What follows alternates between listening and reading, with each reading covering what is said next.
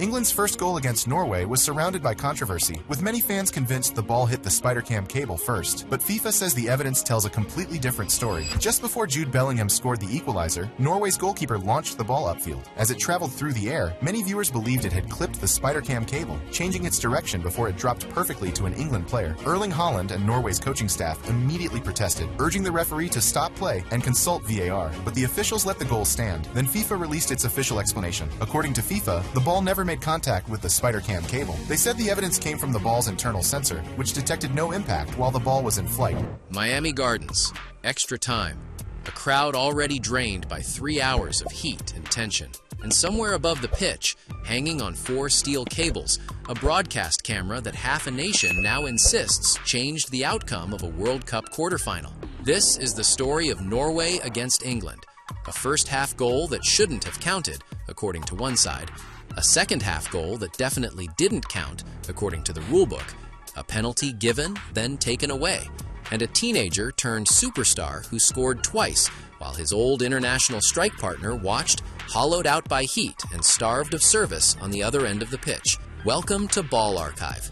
Let's break down one of the strangest 120 minutes in recent World Cup history. Did you actually see the ball touch the wire by your own eyes? Many on the bench reacted immediately. Yeah. I was not one of them, but many of them saw it. Start with Norway, because what they'd already done to reach this stage was remarkable on its own. This was their first World Cup finals appearance since before most of their starting 11 were born. An entire generation of supporters had never watched their country play at this level. And when they finally showed up, they refused to play it safe. Every single one of their 5 previous matches produced goals at both ends. 12 scored, 9 conceded. This was not a team built to grind out 1-0s. It was chaos with a game plan. At the center of it stood the most feared number 9 on the planet. Erling Haaland arrived in Miami having scored in every one of his previous World Cup appearances. And stretched back further, he'd found the net in something like 14 straight competitive Norway matches. Only a small handful of players in the sport's history have opened a World Cup campaign scoring in 5 straight games. Haaland was chasing that company, and this quarterfinal itself was uncharted territory. Norway had never before reached the last 8 of a men's World Cup or a European Championship. Full stop. Never. History also carried a warning. Norway had never beaten a fellow European nation in a World Cup match, and their only 2 previous continental knockout defeats both came against Italy, decades apart. Now flip to England, dragging a much heavier kind of history behind them, 60 years. That's the number that sits over every England squad that boards a plane to a major tournament. 60 years since the only trophy the men's team has ever lifted. FIFA will apologise to Norway following the ball hitting a camera cable in the build-up to Jude Bellingham's extra-time goal, with it being suggested that if Norway launch an appeal, the game may have to be replayed due to the clear and obvious error. FIFA have stated that the match should have been stopped immediately following the ball hitting the cable, and if it had not been spotted by the referee, VAR should have intervened and ruled out the goal. And the recent chapters made the wound worse, not better. A Euros final lost on penalties in 2021, another Euros final lost 3 years later. Twice this core group got within touching distance of ending it. Twice the door slammed shut. Thomas Tuchel's side had also survived, rather than dominated, their way into this match.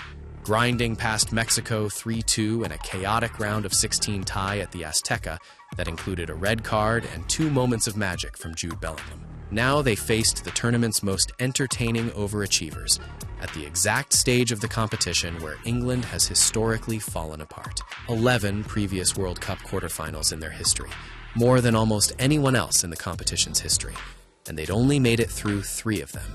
Add one more variable: the heat. Kickoff temperatures pushed the heat index past 100 degrees Fahrenheit in South Florida. Not just uncomfortable, the kind of heat that physically reshapes a football match.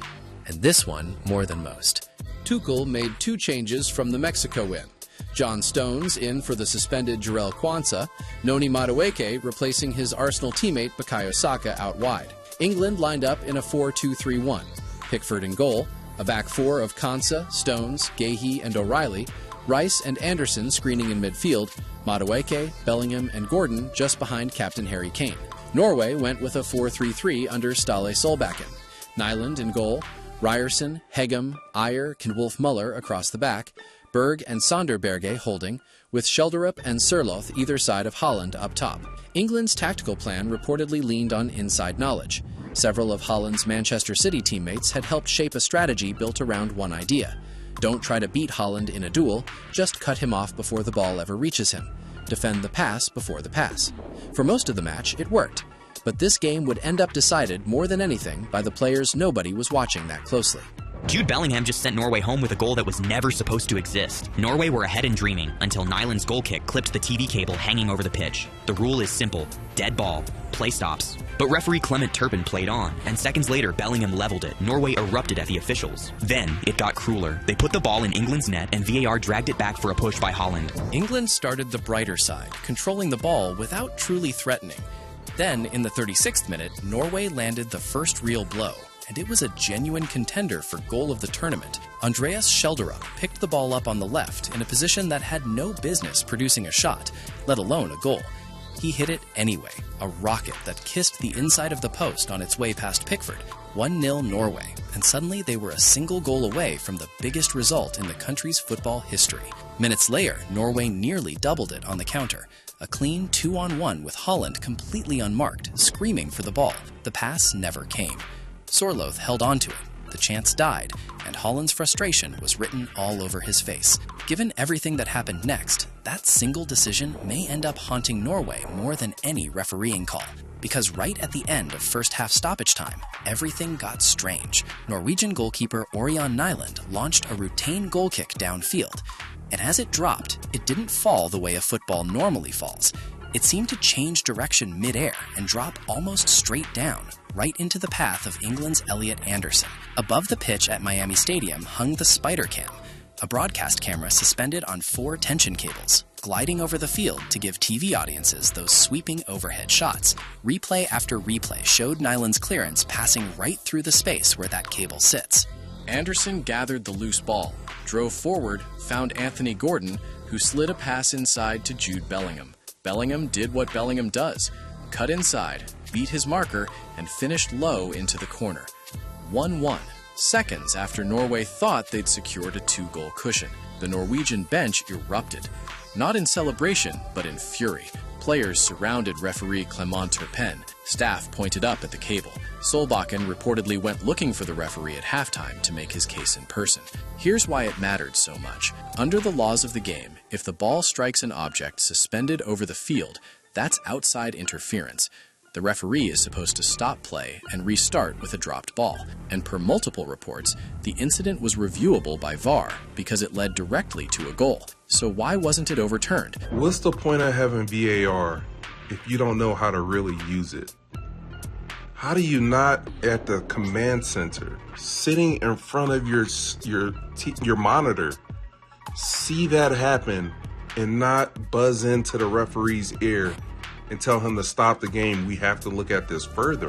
FIFA's explanation, released after the match, was that the connected ball's internal sensor, sensitive enough to register the faintest touch, showed no spike, no heartbeat, in the moment the ball was in the air. According to the technology, nothing hit anything. Solbakken wasn't having it. He and several players, plus, after the match, former England striker Wayne Rooney on BBC coverage, all said the ball's flight path simply didn't look natural. Norwegian midfielder Sander Berge called the explanation ridiculous. Captain Martin Odegaard, more measured, said afterward that the margins hadn't gone Norway's way on several key calls, and there was precedent for this exact kind of technology controversy cutting the other direction. Earlier in the tournament, in the round of 32, Croatia had a stoppage-time equalizer against Portugal wiped out when that same sensor technology detected a barely visible touch during a build-up that nobody in the stadium saw with the naked eye. The machine that took a goal away from Croatia on an invisible touch was the same machine that gave England a goal,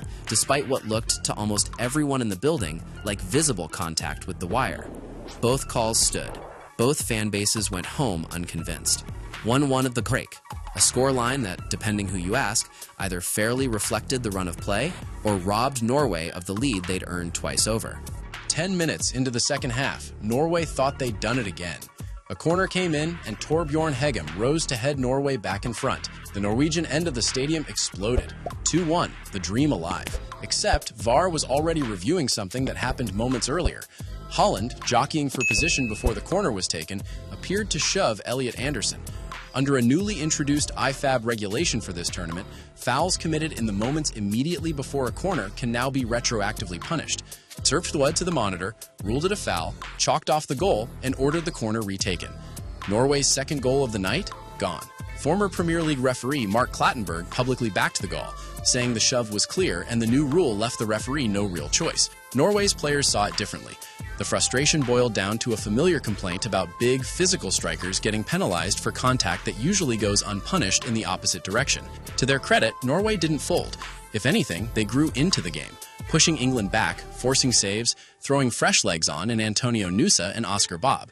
Tuchel had already made his move at the break, sending on Saka and Eberechi Eze for Madueke and, notably, Declan Rice. A bold signal that England intended to chase the game rather than sit on a draw. 90 minutes ended locked at 1-1. Extra time in the Miami furnace, with the heat index still north of 100 degrees and a semi-final spot still very much up for grabs.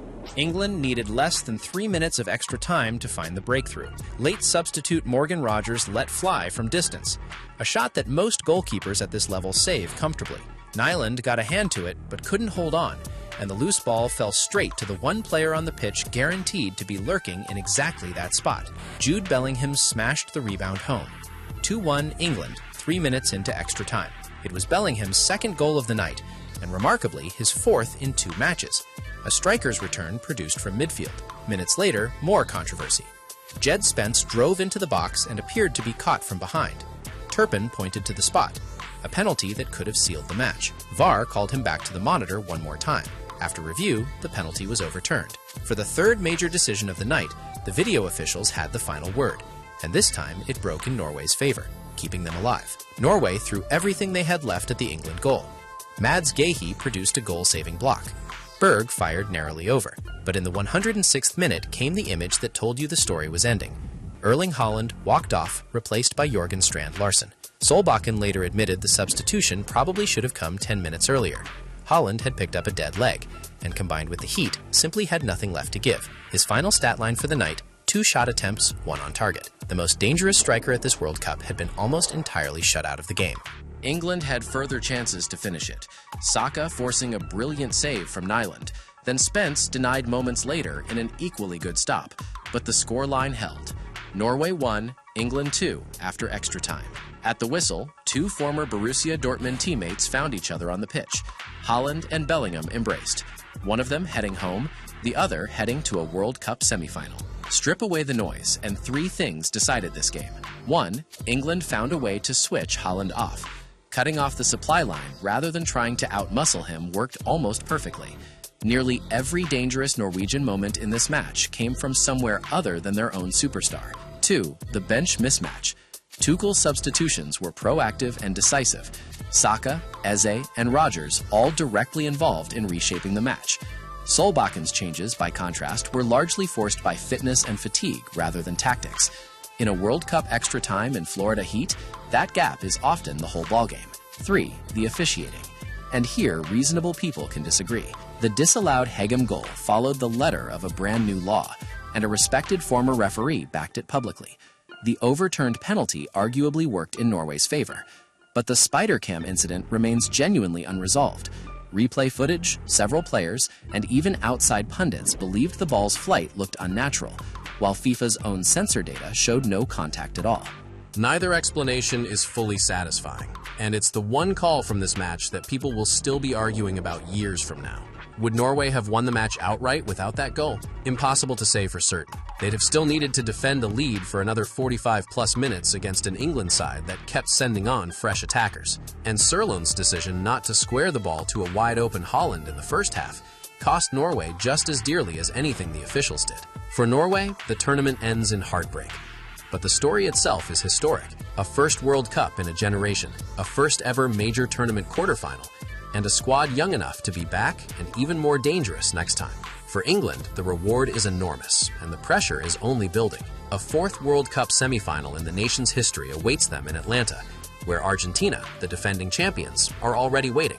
60 years of hurt, 2 wins away from ending it.